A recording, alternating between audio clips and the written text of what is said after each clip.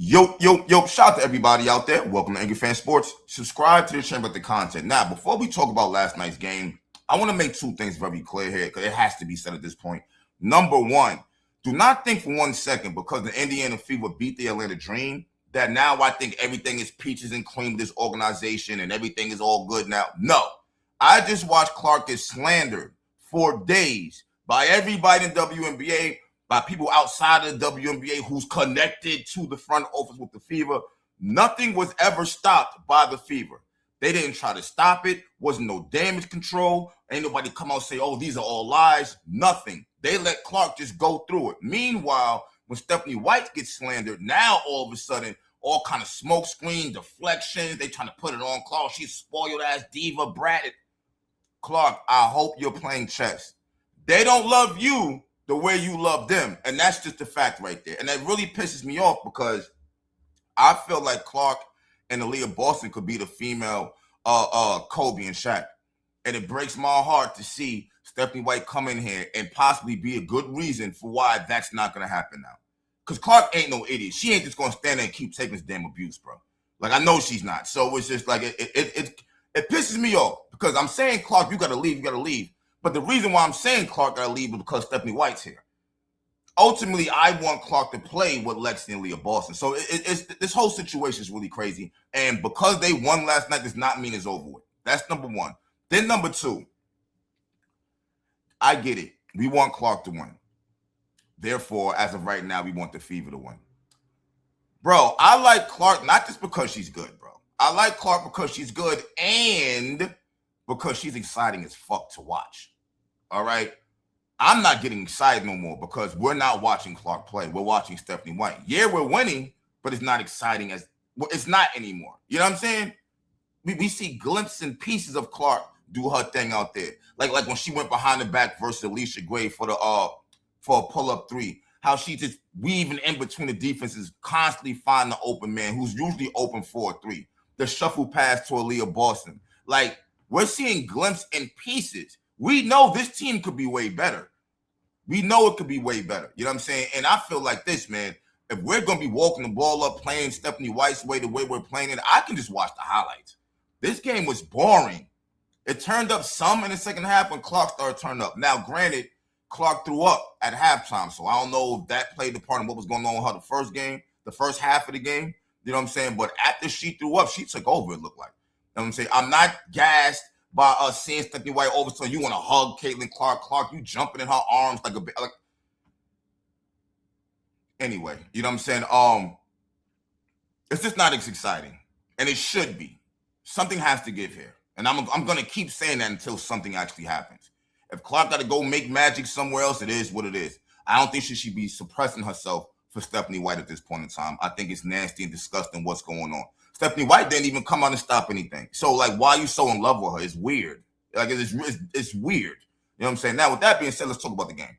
So, the Indiana Fever won 83-71. Shout out to the big three. They definitely played their game. You got Kelsey Mitchell, 11 for 15, 25 points. They said she's number 2 for most points in the franchise now. She had over 5,000 points. I think that was dope. And the wild thing about it is Kelsey missed her first couple of shots. So the fact of the matter is she literally went like the whole game without missing. That's crazy right there. And I feel like this, Kelsey Mitchell, yes, I still think you're a ball hog. You had 2 assists. I mean, it's better than none. You know what I'm saying? But one thing I can say is this. If I could get on you for not passing the ball and for being a ball hog, when you do good, I could definitely big you up. You know what I'm saying? So shout out to Kelsey Mitchell there. She played a phenomenal game. Aaliyah Boston had 19 points, 7 rebounds. She had 3 blocks, 3 for 4 from the 3. Now, Aaliyah, hey, you shut me up some. Out of 4 threes, you hit 3 of them. You getting comfortable out there. I still think it's weird. You got to understand where I'm coming from. You had 7 rebounds. Clark had 7 rebounds.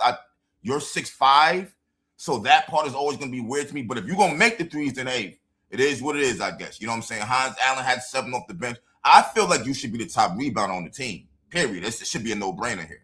That's my problem with this. We have enough three-point shooters, how I feel like. But she's making them. She's making them, so salute to her. And then you got Caitlin Clark. She had a decent game. You know, nothing crazy. 19 points, 8 assists, 7 rebounds. A block. I know. It's almost a triple-double. Yo, the way she plays, the level's so high for her, this is like a regular game for her, I feel like she should have a double-double minimum every game. You know what I'm saying? For anybody else, that stat line right there, 19 points, 8 assists, 7 rebounds, that's a great stat line. For Clark, I feel like, it's okay. But then I got to think about the big deal here. Like, yo, bro, her name has been through controversy all week. Every time they lose, they try to throw it on her. Like, I had to turn the announcers off in the beginning. They were all slandering Clark. It's disgusting. It's like the norm to pick on Clark. It's the norm. You know what I'm saying? She's doing all of that. You got people calling her phone, asking her, is she okay? You know what I'm saying? Like, all this she's doing, and she still comes out and performs at an elite level in an offense she don't want to run. When she's playing off ball, where she's constantly coming in and out the game. Like, it's kind of crazy when you sit back and think about it, man. You know, and it pisses me off because I'm watching Olivia Miles. When the game was over, the Minnesota Lynx came on. Olivia Miles went crazy. All right, she went crazy. I'm watching Olivia Miles go crazy. I'm watching Flau'jae in Seattle go crazy. Everybody, Paige going crazy. Hell, Angel Reese doing her thing over here, trying to. I don't know what she was doing last night. Airballing threes, traveling under. We'll get to that in a second. You know what I'm saying? But, like, this girl should be able to play her game. Because the 2024 class is when the WNBA took off. She led that. She should not be being suppressed the way she is. And I'm tired of it. You know what I'm saying? But with that being said, it was still a good game by the big three. I have to be all the way real with you. Atlanta deserved to lose. You got Alicia Gray, who gets you around 20. She only had 13. She played terrible. Ryan Howard, I don't even think she played. That girl had 8 points. These are their 2 top players here. 13 and 8. Combined 21 points for a whole game. There's no way Atlanta's going to lose this game. It's going to win this game with them playing like that. It is what it is. Like I said, you got Angel Reese. I mean, she had a double-double. I think she had, 10 points, 11 boards, something like that. Who cares? Missing wide open threes. Hey, yo, these players are funny, too, because they be quick. When a foul gets called, they be so quick to look at their coach like, no, challenge it. And it's just like, Angel Reese, why would I challenge you traveling when it's clear as day you traveled? Like, what?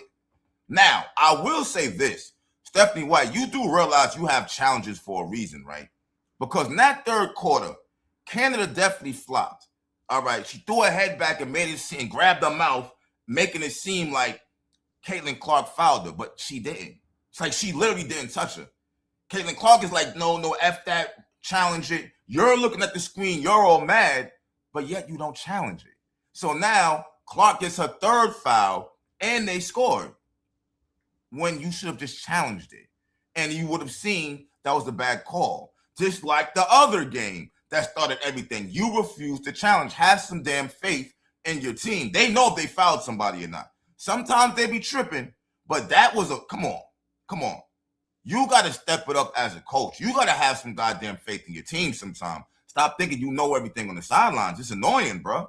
You're literally holding them back at times. Now, what I will say is they played way better defense. Way better defense.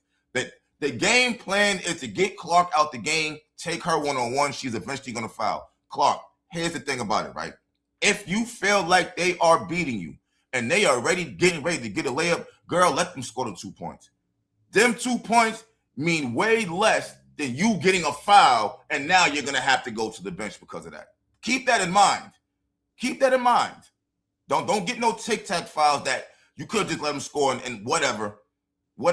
Now you got to foul. Now you got to come out the game. Now you getting mad at the referees. Like, no. Play smarter on defense. You ain't going to stop everybody. They're going to score. I'm just saying, you know what I'm saying? Hold on. Let me bring this box score real quick. Let me bring it up real quick. I want to see exactly what Angel Reese did.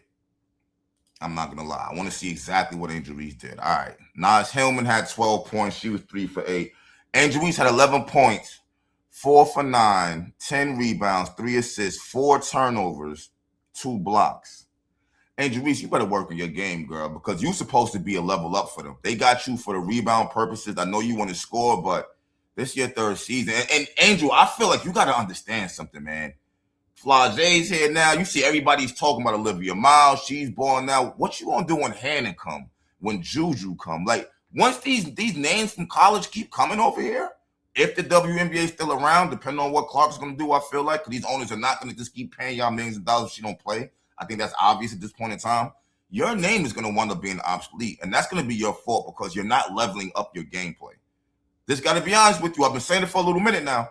Alicia Gray, you played 36 minutes. She had 13 points, 5 for 18. This is their top scorer here. 5 for 18, 0 for 4 from the 3. Jordan Canada, 13 points, 4 for 12, 2 for 5 from the 3. Ryan Howard, 8 points, 2 for 9, 2 for 5 from the 3. This is what I'm saying. There's no way Atlanta was supposed to win this game regardless, because not just because the Fever played good, but because they played terrible, bro. It just is what it is. Monique Billings' mom, I'm trying to give you some grace, man. 13 minutes, no points, 0 for 2 from the field, 0 for 1 from the 3. 5 rebounds, no assists, no steals. You got 1 block. Mama, you're not looking like an $800,000 player. I'm just keeping it real with you. I'm just keeping it real with you, man. Some of y'all caught a lick. Y'all better be thinking Clark, because y'all getting paid a lot of money for nothing right now. And I know this is a new team. I know you're not used to the spotlight, but these are the things that y'all have to consider prior to saying yes. There's a fan base over here who will call that shit out. You know what I'm saying? At this point in time, I feel like you might need to come off the bench until you can get it together, because you just out there is looking like right now. Just got to be honest with you. Like I said, Leah Boston, she was 6 for 12, 7 reads, 2 assists, 4 turnovers, 3 blocks. I think there was like a steal or 2 on hers, which is what happens when you play up top. So I ain't really tripping. The story of the night is Kelsey's 25 plus 14. Clark plus 2. Clark could have had a triple-double, bro. She needed 2 more assists, which she should have had. The way Clark is weaving through these defenses, she's giving y'all the ball when y'all are wide open. Y'all be having time. Y'all can literally tie your sneakers, all right, and then take the shot. Y'all got to make these shots, man. Y'all got to make these shots. 7 boards. Maisha Hines Allen, I like you, man. You trying out there. 5 points, 7 reads. I take that all day. 2 steals, a block, an assist. KK, she 3 rebounds. Sophie had 8 points, 2 for 4, 2 for 3 from the 3. Raven Johnson, I like Raven. Starting to like her more and more. She's trying. 5 points, 2 reads, 3 assists, 2 steals. She still should be starting over Clark. If she's going to start over either one of them, it's going to be Kelsey. This one game does not mean Kelsey's like the go-to person now, because she's a roller coaster. She's up and down, up and down. She's going to be like this all season. I've been watching. This is the 3rd year of me actually watching her play. Like, this was expected to happen, her have a good game. You know what I'm saying? So, but shout out to the Indiana Fever, man. Good win. Y'all just have to, we just got to find a way to give Clark the ball more so we can be actually excited more rather than worrying about our defense and playing slow basketball. Now, the good thing about the defense is that with all the blocks and the steals, you were actually getting transition points somewhat, but this ain't the game that we all want to see. You know what I'm saying? Like, she literally has taken the fun out of this fucking game. So I don't know if I'll be watching I'm not going to watch the highlights, obviously. I'll watch the game, but Stephanie White's ruined this. She's ruined this. We didn't just like Clark just because we like Clark. She's exciting. Your playmaking ain't exciting. That's the problem here. Let me know what you guys think, though, man. I damn near fell asleep. I started to rewatch it, and I said, "Oh no, I'm definitely not doing that because I'm gonna go to sleep again." You know what I'm saying? Let me know what you guys think about the game last night. Good win by the Indiana Fever. No, I'm still not in tune with the Indiana Fever. I think it's some bullshit what they did to Clark just now. I know they had their hands in it. You got people literally saying they heard this straight from the front off his mouth, and they never denied it. That's enough proof. That's all I got to see is that. That's all I got to see is that the way they was bombing on Stephanie White, they were trying to cover it up and all of that, but they allowed it to happen with Clark, and you still want her to go out there and play at a high level? No. Clark need to lead this dump if you ask me, and I don't think she should. And if she leaves, she got to find a way to bring AB with her, and let's see if that's going to be the case. So I'm saying this whole thing is messed up in my opinion, man. Let me know what you guys think about the game, though. I'm out. Peace.